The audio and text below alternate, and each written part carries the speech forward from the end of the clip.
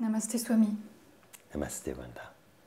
Dans une précédente vidéo, tu as expliqué qu'en réalité, nous étions déjà en guerre, que cette guerre avait plusieurs formes.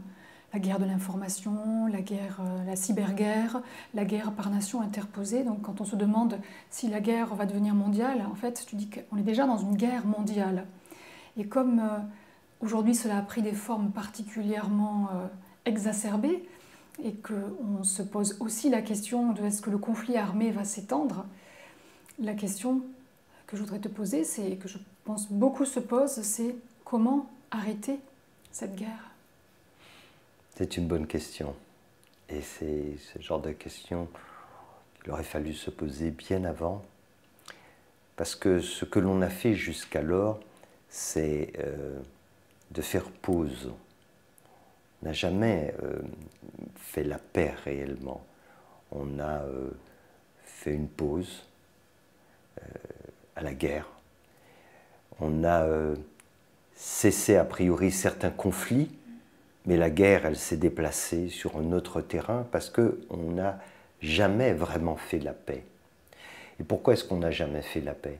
Parce que la paix, ça ne se décrète pas ainsi. Il y a une vraie confusion en fait entre le fait de dire on va arrêter la guerre parce que un a gagné, un est le plus fort, ou parce que finalement les deux parties finissent par se neutraliser et aller plus loin, ça serait trop dommageable pour l'une comme pour l'autre. Mais tout ça, c'est des intérêts. Ce n'est pas faire la paix. Et jusqu'alors, c'est ce qui s'est produit. Donc un conflit pouvait se terminer par une victoire d'un tel, et il se déplace ailleurs, etc.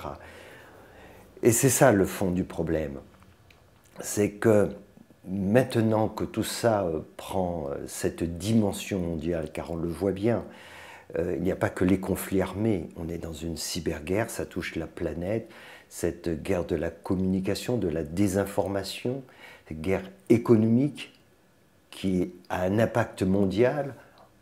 Le monde est en guerre, parce que finalement, on n'a pas appris à faire la paix en nous.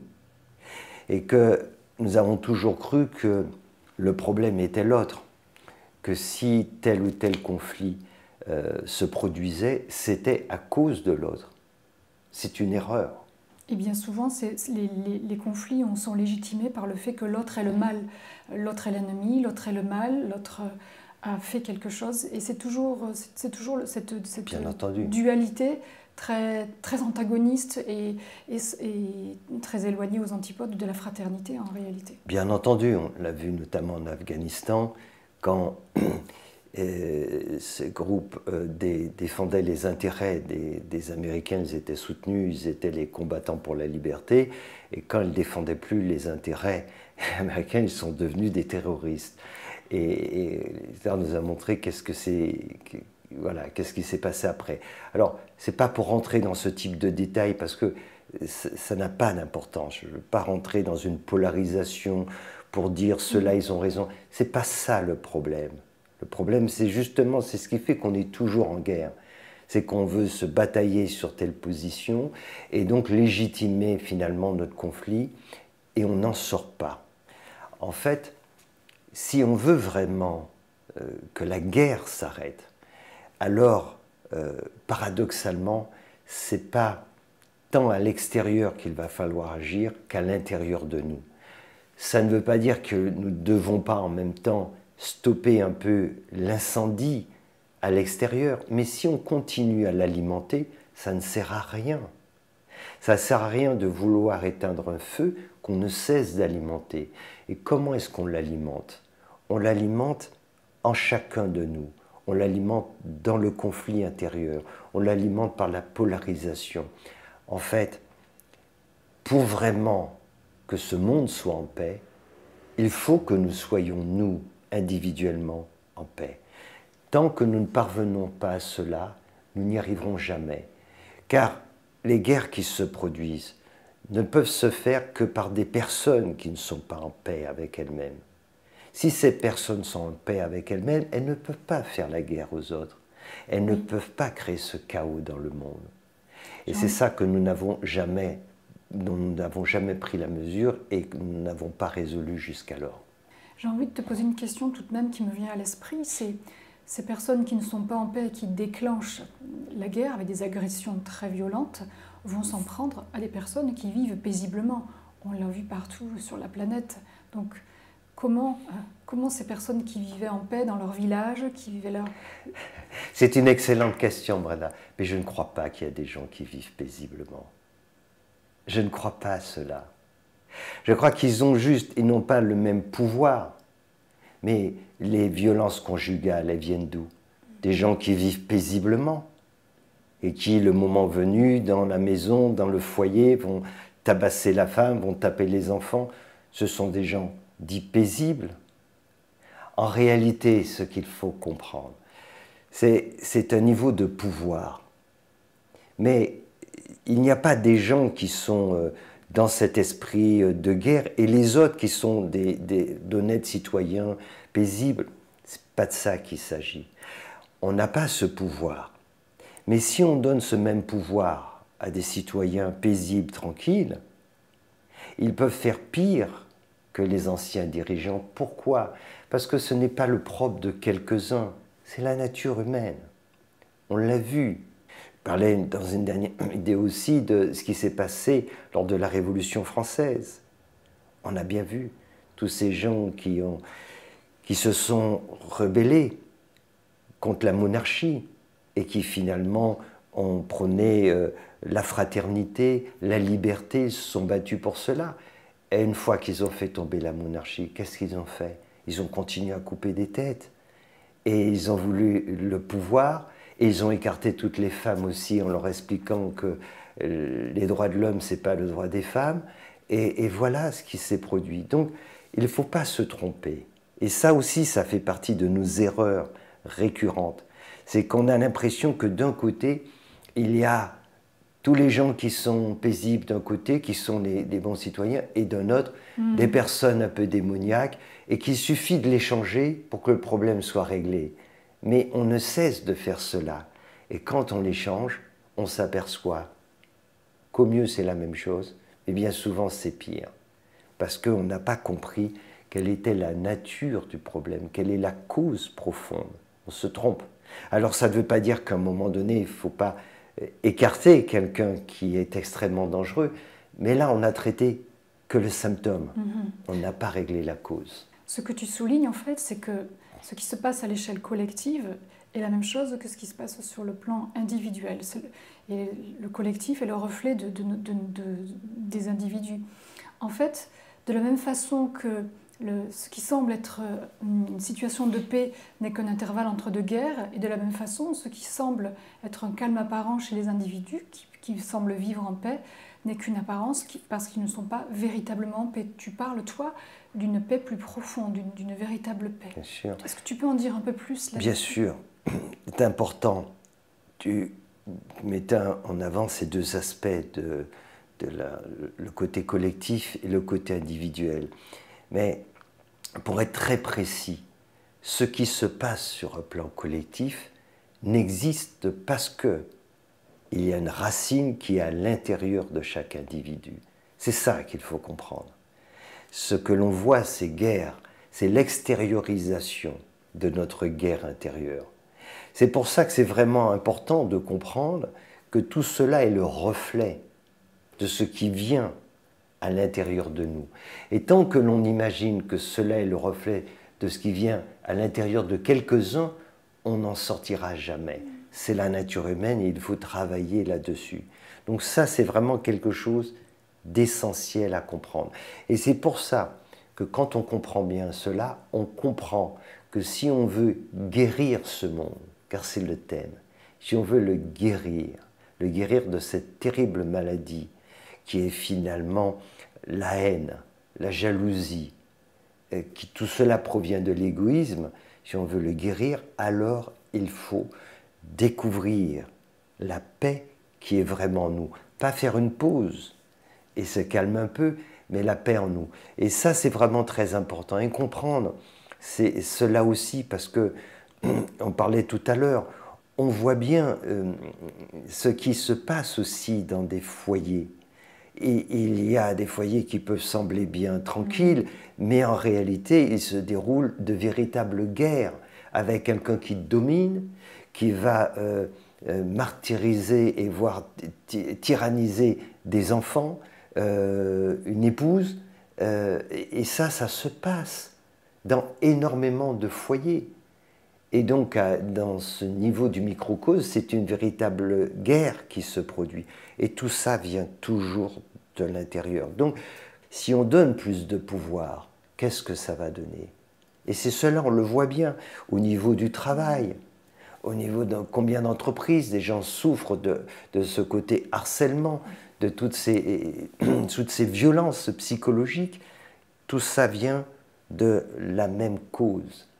Ça vient en fait de l'être humain. Et il faut comprendre qu'avant d'être en paix, on est en guerre. Mais il est temps maintenant d'être en paix avec soi-même. Et c'est pour ça que c'est important de cultiver cette paix. Et ce n'est pas du tout, comme certains le pensent, quelque chose qui est éloigné de la réalité. Mais non, c'est cela qui va permettre d'arrêter d'alimenter cet incendie dans le monde entier. Dès lors que nous cessons d'alimenter la colère, la haine, et que nous faisons grandir la paix, alors c'est comme de l'eau qui va se déverser sur cet incendie. Et si nous sommes plusieurs à le faire, et de plus en plus, alors nous allons parvenir je dirais, à pas contenir, mais à détruire, je dirais, la guerre, c'est-à-dire à passer à autre chose, à faire enfin que ce monde devienne un monde de paix. Mais ça ne peut se faire que si on fait cela en soi. Et ça, c'est vraiment quelque chose d'important à comprendre. Oui. Je pense qu'il y a de plus en plus de gens aussi qui écoutent tes vidéos et qui en prennent conscience. Est-ce que cela veut dire qu'il est important de prendre conscience de cette part d'ombre en nous, même si elle ne se manifeste pas de façon violente, puisqu'elle est présente du fait de la dualité de notre incarnation, de prendre conscience, de reconnaître que cette part d'ombre existe en nous et qui fait que le monde est dans un tel état, qu'il y a un tel chaos dans le monde, et que cela fait partie du processus de se dire, voilà, je contribue à la guerre, je contribue au chaos, simplement pour en faire le constat, et évidemment avec la solution, pour être concret et positif, que c'est en cultivant la paix que l'on va permettre à cette part de lumière de prendre le dessus et de aussi contribuer à cette paix collective dont on a besoin. Bien sûr, et tu disais sur l'aspect de la violence. C'est très subjectif parce qu'on peut considérer, beaucoup considèrent qu'ils ne participent pas à cette violence. Mais c'est très subjectif en réalité. Ce n'est pas pour rien qu'on parle d'une communication non violente. On ne réalise pas à quel point notre mode de fonctionnement est violent. Et on peut ne pas s'en rendre compte du tout, et pour autant d'autres le ressentent à travers notre façon de parler, de nous exprimer, de remettre l'autre en cause, d'empêcher l'autre de s'exprimer. Tout cela, ce sont des attitudes qui peuvent être vécues comme une violence psychologique très conséquente, et beaucoup de gens souffrent. Et ça vient du commun des mortels, pas des gens qui ont forcément le pouvoir. Donc cette violence, elle existe, nous la manifestons au quotidien. Si on demande aux animaux, est-ce que l'homme il est violent, les milliards d'animaux qui sont abattus chaque année pour les manger, ils ne vont pas dire que l'homme est pacifiste par nature. Ils ne vont pas dire non, il y a une petite élite chez les hommes qui sont comme ça, mais les autres ils sont adorables. Non, ils ne vont pas penser ça du tout. Ce sont des milliards et des milliards qui sont abattus et personne quasiment ne fait cas de cela. Donc on ne prend pas conscience en fait de notre violence au quotidien. Et pourquoi on n'en prend pas conscience? Parce qu'on ne cultive pas la paix. Plus on cultive la paix, plus on réalise ce que veut dire la violence. C'est ça en fait. plus on cultive cette paix. Et c'est pour ça que de façon extrêmement pragmatique, concrète, j'ai mis en place justement cette méditation pour la paix et l'amour dans le monde, pour donner la possibilité à tout un chacun de pouvoir faire l'expérience de cela, de se dire au final, ok, si la paix dans le monde ne peut se faire qu'à partir de la paix en nous, comment on fait? Eh bien, il faut la cultiver donc en nous, à travers notamment cette méditation que j'ai donnée, et ensuite, en faisant cela en parallèle, il y a une autre approche, c'est d'être attentif à ce que nous faisons. Et plus précisément, être attentif à faire du bien autour de nous. Pas décider, nous, que l'on fait du bien, parce que c'est ça le problème. On est jugé parti. On se dit, ben, moi je ne fais pas de mal. Mais qui? C'est facile de dire cela. Mais si on interroge l'entourage, l'entourage ne pense pas exactement comme ça. Donc, ce qui est important, c'est de cultiver cette bienveillance, d'être attentif à faire du bien autour de nous. Autour de nous, ce sont les personnes, famille, amis, mais pas seulement, les animaux, la nature, de faire du bien autour de nous, d'être attentif à cela et de pratiquer cette méditation pour la paix, pour arriver à faire l'expérience finalement de cette qualité extraordinaire, puisque comme je le dis, la paix est l'essence même de notre être, de notre nature spirituelle. Et quand on pratique suffisamment cette méditation, il arrive un moment donné où on le sait, où on fait l'expérience de cela. Et là, on comprend ce que veut dire le mot